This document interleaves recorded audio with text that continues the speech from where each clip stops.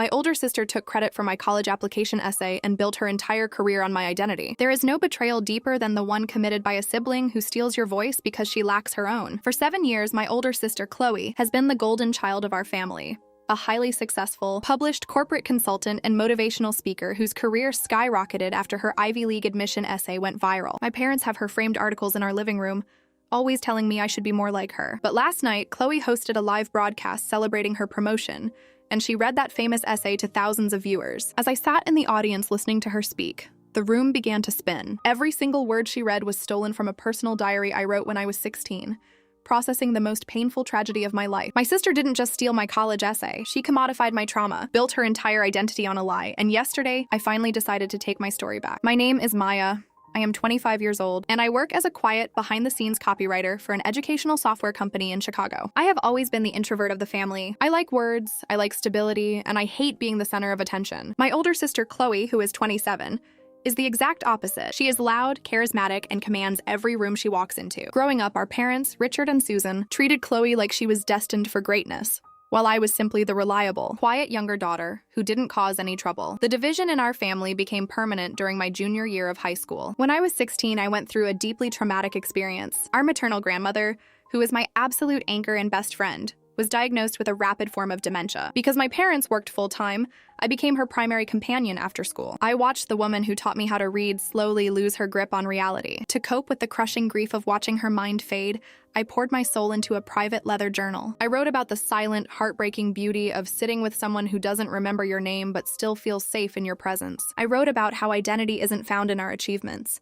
but in the quiet spaces we leave behind for the people we love. It was raw, poetic, and deeply personal. A year later, Chloe was applying to Columbia University. Her grades were good, but her application lacked a unique narrative. She was panicking, crying in her bedroom every night because her drafts were flat and boring. My parents were stressed, constantly pressuring me to stay quiet so Chloe could focus. One afternoon, while Chloe was at a track meet, my mother asked me to go into her room and drop off some laundry. I saw her laptop open on her desk, surrounded by rejection letters from writing tutors. I felt sorry for her. She was my sister. So I did something I would regret for the rest of my life. I went to my closet, pulled out my private journal, and carefully typed out a 3-page essay based on the reflections I had written about my grandmother. I left the printed document on Chloe's keyboard with a sticky note that said, "Maybe this structure can give you some inspiration. Love, Maya." I didn't expect her to copy it. I thought she would look at the emotional depth and apply that tone to her own life experiences. But Chloe didn't just use it for inspiration. She took the document, put her name at the top, and submitted it as her personal Ivy League admission essay. 3 months later, the acceptance letter arrived from Columbia. My parents threw a massive backyard party. They popped champagne, toasted to Chloe's brilliant mind, and cried tears of joy. During the party, my dad stood on a chair and read Chloe's submission essay out loud to our entire extended family. I stood near the snack table, my body completely frozen, hearing my dead grandmother's final moments, my private tears, and my exact metaphors being read aloud as Chloe's personal triumph felt like a physical violation. I looked at Chloe across the yard. She met my gaze, but there was no guilt in her eyes. Instead, she raised her glass to me with a cold, triumphant smile that said, "What are you gonna do about it?" When I confronted her in the kitchen after the guests left, she brushed me off with an icy lack of empathy. "Oh, come on, Maya, it's just an essay. You gave it to me for help. Besides, you don't even want to go to an Ivy League school. Why waste a good piece of writing? It's keeping the family happy. Don't be selfish." My parents completely backed her up when they overheard the argument. My dad told me I was being bitter and jealous of my sister's success. They told me that families share resources, and that Chloe's admission was a win for all of us. I was forced to swallow my anger, bury my grief, and watch my sister pack her bags for New York City, leaving me behind in the shadow of a story that belonged entirely to me. Chloe didn't just stop at using the essay to get into college. That 3-page document became the entire foundation of her public identity. During her sophomore year at Columbia, the university's student magazine published her admission essay as a feature piece on resilience and youth caregiving. The article went viral on social media, gaining hundreds of thousands of views. That viral moment caught the attention of corporate recruiters and literary agents. By the time Chloe graduated, she had landed a high-paying job at a prestigious consulting firm in Manhattan, specifically because her public profile was built around the image of a deeply empathetic, emotionally intelligent young leader. She started a professional blog, gave local TEDx talks, and built a massive following on LinkedIn. Every single speech she gave, every single article she published referenced the profound lessons she learned while caring for her dying grandmother. She was living a luxury lifestyle, traveling first class and getting paid thousands of dollars to speak at corporate retreats, all by selling a relationship she never had. The truth was, Chloe had barely visited our grandmother. She used to complain that the nursing home smelled bad and always made excuses to stay at her friends' houses, while I was feeding our grandmother her meals. For 7 years, I stayed quiet. I went to a local state college, got my degree, and took a low-profile job. I tried to convince myself that it didn't matter. I told myself that her career was separate from mine. But the constant family worship was an open wound that my parents refused to let heal. Every single holiday dinner, every single family Sunday, was a non-stop celebration of Chloe's corporate career. My mother kept a stack of Chloe's printed LinkedIn articles on the coffee table.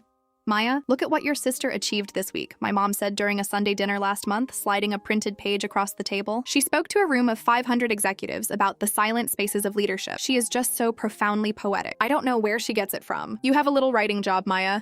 Maybe you can ask Chloe to look over your resume and give you some tips on how to be more impactful." I looked down at the article. The opening paragraph was a direct quote from the second page of my old teenage journal. It was a paragraph about how true strength is found when you have the courage to sit in the dark with someone who has lost their light. "I'm fine with my job, Mom," I said, my voice tight as I gripped my fork. "David." My father shook his head, looking disappointed. "Maya, you really need to lose that defensive attitude. Your sister is a national figure now. Instead of being resentful, you should be proud that someone from our bloodline has that level of genius. It wouldn't kill you to learn from her."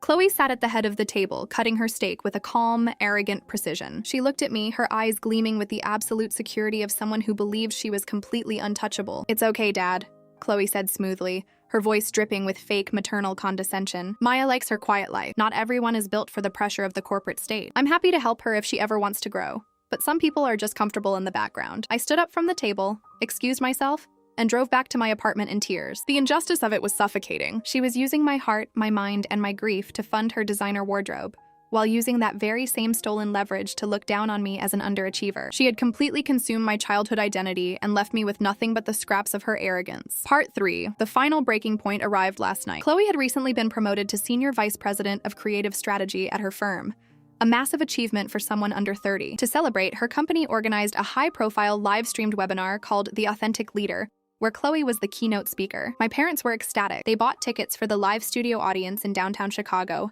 and insisted that I join them. "This is the biggest night of your sister's life, Maya," my mother told me on the phone. "You have to be there to support her. The entire industry is watching." The studio was beautiful, filled with corporate professionals, bright stage lights, and high-definition cameras streaming the event to thousands of remote viewers online. I sat in the third row, sandwiched between my parents, who were practically vibrating with pride. When Chloe walked onto the stage, the room erupted in applause. She looked stunning, wearing a sharp designer pantsuit, a wireless microphone clipped to her ear. She smiled at the cameras, completely at ease under the bright lights. She began her presentation with her standard corporate slides. But 20 minutes in, she decided to deliver her emotional climax. The stage lights dimmed slightly, and a soft, ambient background pattern appeared on the massive projector screen behind her. "When people look at my career," Chloe said, her voice dropping into a perfectly practiced, emotional cadence, "they see the titles, the Ivy League degree, and the corporate success. But my journey didn't start in a boardroom. It started in a quiet, dark bedroom 16 years ago. Sitting beside my grandmother as her mind faded away, I felt the air leave my lungs. My mother reached across my lap to squeeze my father's hand, her eyes filling with tears. I remember writing a passage in my diary on a rainy Tuesday night," Chloe continued, looking directly into the main camera lens, broadcasting her voice to thousands of people across the country. I wrote, "The tragedy of memory loss isn't the absence of the past. It is the terrifying freedom of the present. When she looks at me and sees a stranger, I am forced to realize that my identity doesn't belong to her memories. It belongs entirely to the courage I show in this exact moment." The audience let out a collective soft sigh of emotional resonance. My mother wiped a tear from her cheek, whispering, "So beautiful." But those words weren't Chloe's. That exact sentence, the terrifying freedom of the present, was a phrase I had spent 3 hours crying over in my bedroom when I was 16 years old, after my grandmother forgot my name for the first time. Chloe hadn't even been in the house that night. She was at a high school party. As I sat there watching my sister receive a standing ovation from 500 executives for a piece of my soul, something inside me snapped. The fear, the introversion, and the 7 years of silent compliance completely dissolved. I realized that by staying quiet, I was actively participating in the erasure of my own life. I wasn't just letting her steal my essay, I was letting her steal my existence. As the applause died down and the host stepped up to open the floor for the live audience Q&A session, I stood up from my seat. My mother grabbed my sleeve, her face twisting in confusion. "Maya, what are you doing? Sit down, the executives are asking questions." "I have a question, Mom," I said, my voice completely calm, devoid of any anger, filled only with an icy, lethal determination. I walked down the carpeted aisle toward the standing microphone in the center of the room. I could see Chloe watching me from the stage. The moment her eyes met mine, her confident corporate smile slightly faltered. A flash of pure, instinctual panic crossed her face before she quickly masked it for the cameras. She knew exactly what I was capable of doing, but she never believed I actually had the courage to do it. I stood at the microphone, adjusting the metal stand so it was at my height. The red light on the main camera turned toward me, broadcasting my face to the entire live stream. "Hi, Chloe," I said, my voice echoing clearly through the studio speakers. "Congratulations on your promotion." "Thank you, Maya," Chloe said, her voice tightening slightly, though she maintained her professional smile. "It's wonderful to have my family in the audience tonight. Do you have a question about our creative strategy framework?" "Not about the framework, no," I replied, looking directly into her eyes, refusing to look away. "I wanted to ask you about the passage you just read from your teenage diary, the one about the terrifying freedom of the present regarding our grandmother's illness." The host smiled, stepping in. "It's a beautiful passage, isn't it?" "Truly, the heart of authentic leadership. It is beautiful," I said, turning slightly toward the audience, then looking back at the stage. Which is why I want to ask Chloe how she manages to live with the fact that she copied that exact passage, word for word, from a leather journal I wrote in October of 2017. A journal that I still have in my apartment, containing the original handwritten pages, dated and stamped 3 months before she submitted it as her Columbia admission essay. The entire studio went completely, devastatingly silent. The air in the room became heavy. I heard my mother let out a sharp, horrified gasp from the third row. The host's smile froze, and the camera operators looked at each other in confusion. Chloe's face turned from pale to an ugly, furious dark red. Her hands began to tremble slightly against her sides. "Maya, this is completely inappropriate," she whispered through her microphone, her voice shaking with a volatile mixture of fear and rage. "You are having an emotional outburst. We can discuss your personal issues at home." "This isn't a personal issue, Chloe. It's an intellectual property issue," I said, my voice remaining perfectly level, smooth, and steady. "You have built a 7-year public speaking career on the narrative of being a dedicated caregiver and an emotional genius. But the truth is, you didn't care for our grandmother. You stole my writing, you stole my grief, and you rebranded my identity to secure your Ivy League admission and your corporate titles. The thousands of people watching this stream deserve to know that the authentic leader standing on that stage is a complete corporate fraud." Before the security or the host could even react, I pulled my phone out of my pocket. I held it up to the microphone and pressed play on an audio file. It was a secret recording I had made during that Sunday dinner a month ago, a recording where Chloe explicitly joked about how easy it was to use my old scrap papers to fool their Columbia admissions board. "Maya likes her quiet life. Some people are just comfortable in the background." Chloe's recorded voice played clearly through the studio speakers, followed by her laughing and saying to my dad, "Honestly, thank God Maya wrote that emotional stuff back then. It saved my application." The audio evidence cut through the room like a razor blade. There was no denying it. There was no spinning it. Her own voice had just confessed to the entire corporate industry on a live broadcast. Chloe stood on the stage, her mouth opening and closing like a fish.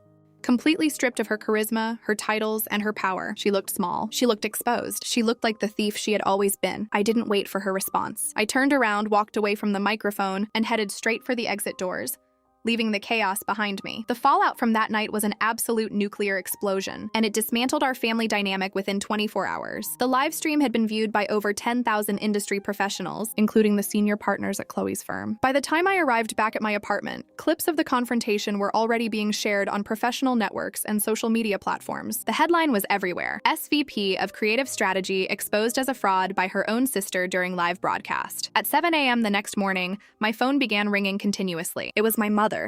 I answered it, expecting the usual screaming and accusations of jealousy, but instead, the voice on the other end was broken, sobbing, and completely frantic. "Maya, how could you do this to your sister?" My mom wept, her voice trembling.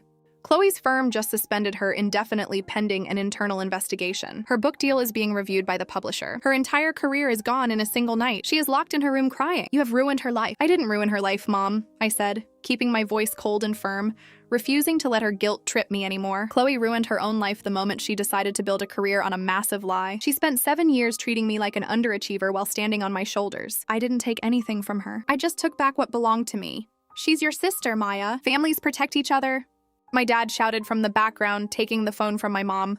"You completely humiliated us. The entire neighborhood is talking about it. You need to release a statement saying it was a joke, a family prank that went too far." "I am never going to lie for her again, Dad," I said, my voice steady. "And if you choose to stand by a thief just because she has an Ivy League degree, then you can stay on her side of the fence. But do not call my phone again expecting me to apologize for telling the truth." I hung up the phone and blocked both of their numbers. The next 2 weeks were a masterclass in corporate accountability. Chloe's firm didn't just suspend her, They fired her for a breach of their ethical code of conduct. The Columbia University Student Magazine removed her archived article from their database and issued a public apology for failing to verify the authorship of the piece. Her professional network completely evaporated. The very same executives who had given her a standing ovation deleted her from their platforms as if she had never existed. It was a brutal, swift erasure, but it was entirely fair. She had sown the seeds of deception, and she was finally reaping the harvest of her own choices. It has been 6 months since the night of the webinar. The dust has finally settled, and for the first time in my 25 years of life, I can finally breathe. I have cut off all communication with my parents and Chloe. They chose to move out of their suburban home and relocate to a smaller town a few hours away to escape the social embarrassment of the scandal. From what I hear through distant relatives,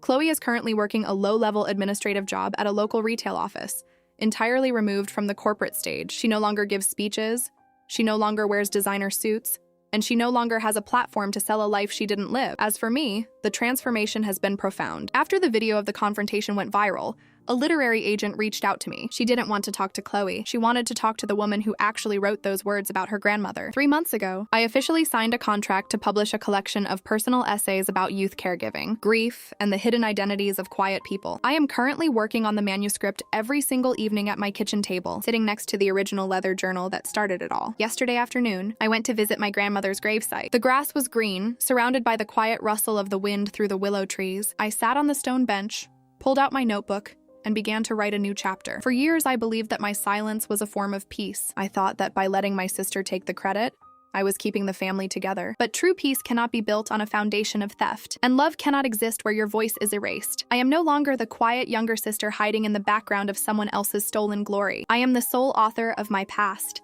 the master of my present, and my story belongs entirely, beautifully, and exclusively to me.